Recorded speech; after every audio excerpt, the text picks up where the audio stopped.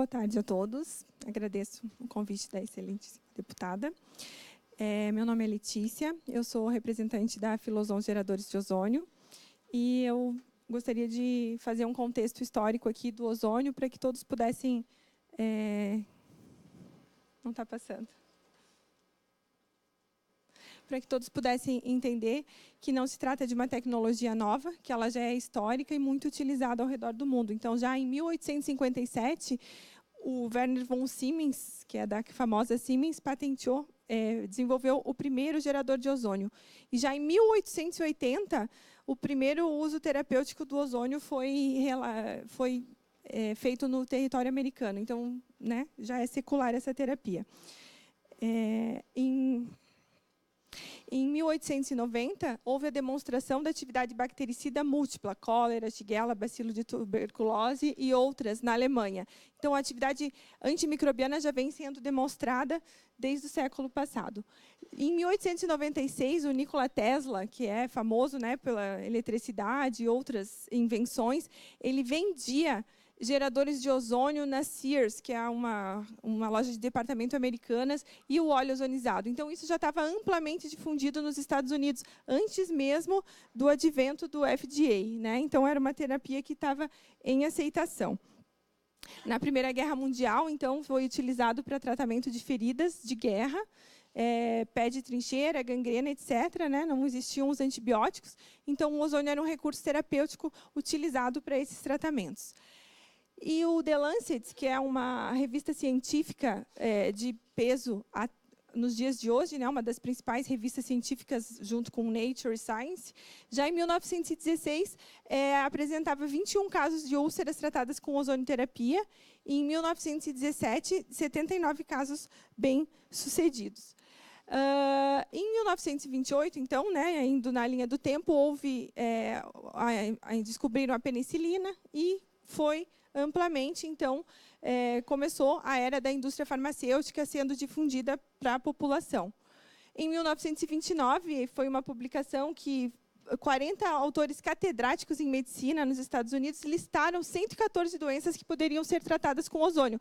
Então, naquela época, já se sabia desses benefícios que nós estamos apresentando aqui, mas não se tinha um conhecimento bioquímico de tudo e todas as publicações científicas, mas isso estava em pleno crescimento.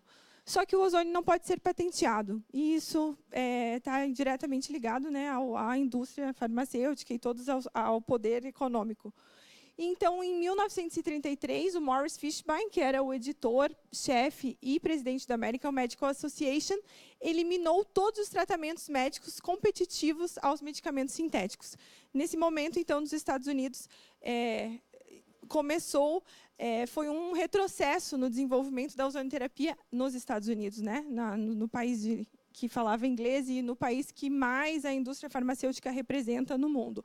Então, o Morris Fishbein, ele foi editor do JAMA, do Journal American, durante 26 anos. Ele que decidia o que era medicina e como que as informações chegavam nas universidades, né, em tempos que a gente não tinha os meios de comunicação atuais. Então, isso, naquele momento, foi uma barreira. Mesmo assim, apesar desse bloqueio científico, que a gente chama, né, norte-americano, a ozonioterapia continua a se desenvolver em todo o mundo, principalmente em países que não falavam inglês. Então, a ozonioterapia ela é utilizada no mundo todo, né, na Alemanha, na China vem se desenvolvendo muito, Cuba, Espanha, e diversos países utilizam. Na Alemanha são realizados 7 milhões de tratamentos com ozonioterapia todos os anos, são muitos tratamentos. Na Itália, é utilizada no sistema público e reembolsada por diversos planos privados. Então, é um procedimento de escolha que a gente chama minimamente invasivo. Quando tem um tratamento de hérnia de disco e dor lombar, você primeiro escolhe um tratamento mais simples, que, se não resolver, vai para um procedimento cirúrgico, que é muito mais complexo e caro e incapacitante. Então, isso é utilizado na Itália. A Rússia é um país que utiliza muito, tem até um manual que eu demonstrei aí, manual de saúde, né, do governo russo. E ali, inclusive, é um fato curioso que é o único manual no mundo que eles indicam para gestantes, porque eles consideram uma técnica segura por ser oxigênio, por não ser um agente xenobiótico. Então, nesse manual, é um dos únicos que retrata isso, mas é utilizado.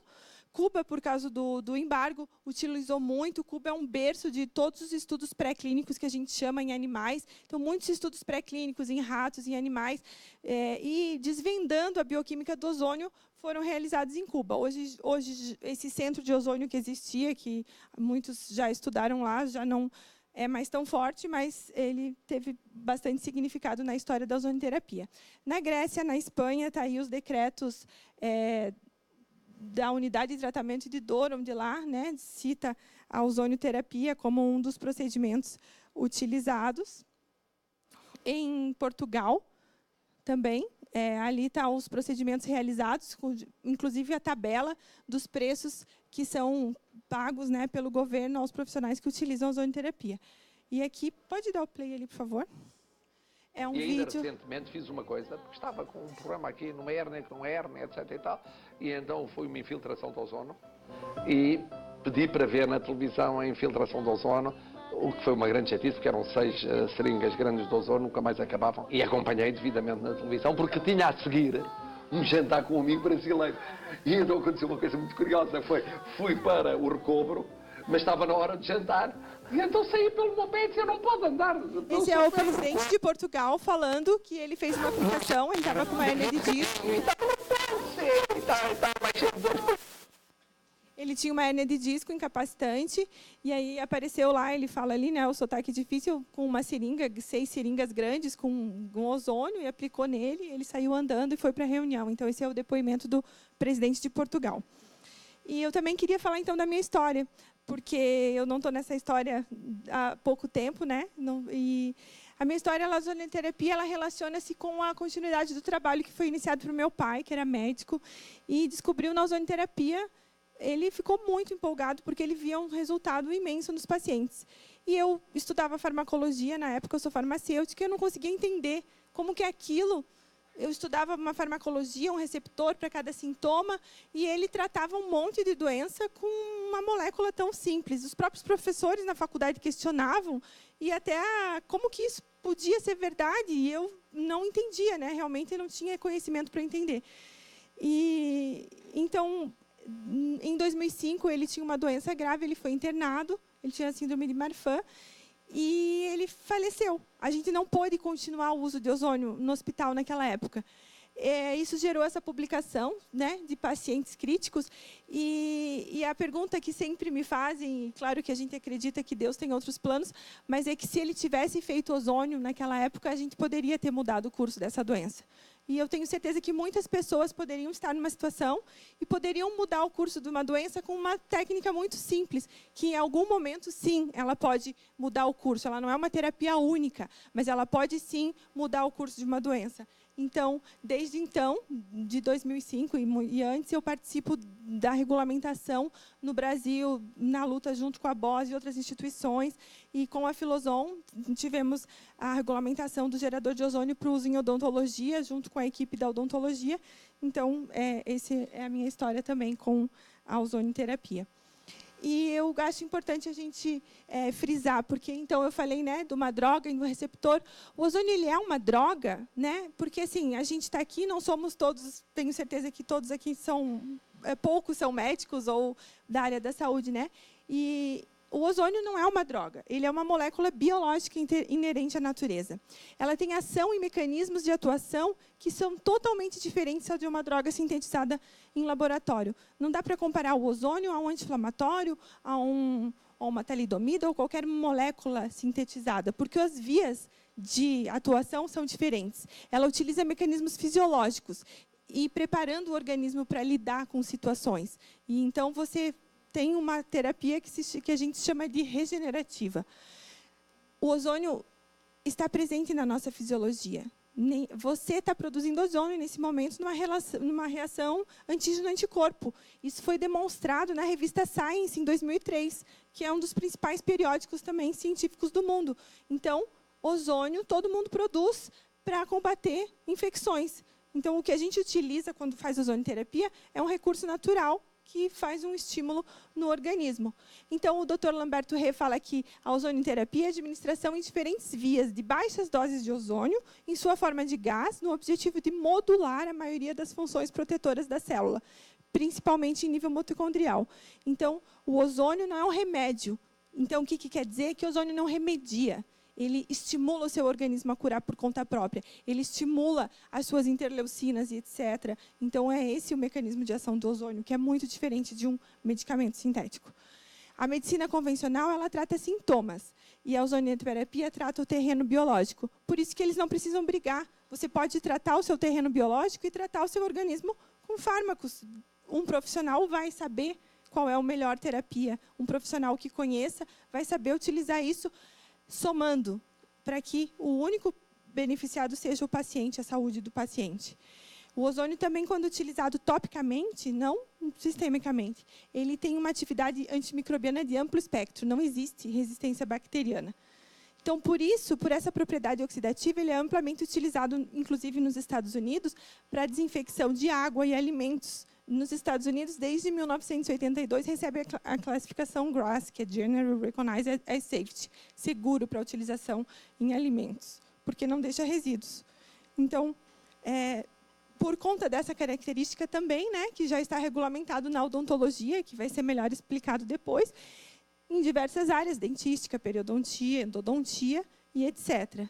E consegue clicar ali para passar o vídeo? É 1 minuto, esse vídeo vai dar tempo.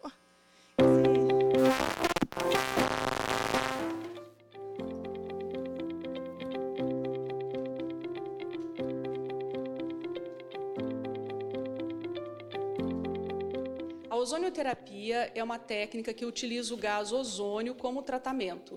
O gás ozônio é o gás O3, são 3 átomos de oxigênio.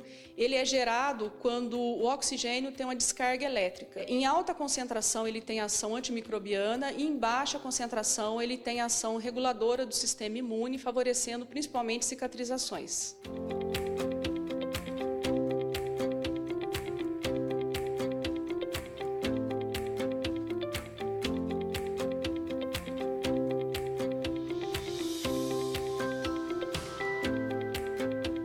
A ozonoterapia ela vai aprimorar o tratamento que já é utilizado no céu há alguns anos.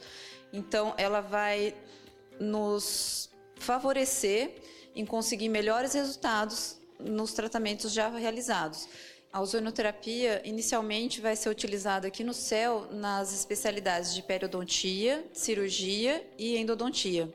Posteriormente, nós temos a pretensão de espalhar isso para as outras especialidades e capacitar os demais cirurgiões dentistas. Nem no caso do seu Djalma, em 2 meses nós conseguimos o que nós não conseguimos em 3 anos com a terapia normal. Então, ele vem para aprimorar, para favorecer e trazer um conforto maior para os pacientes da rede pública.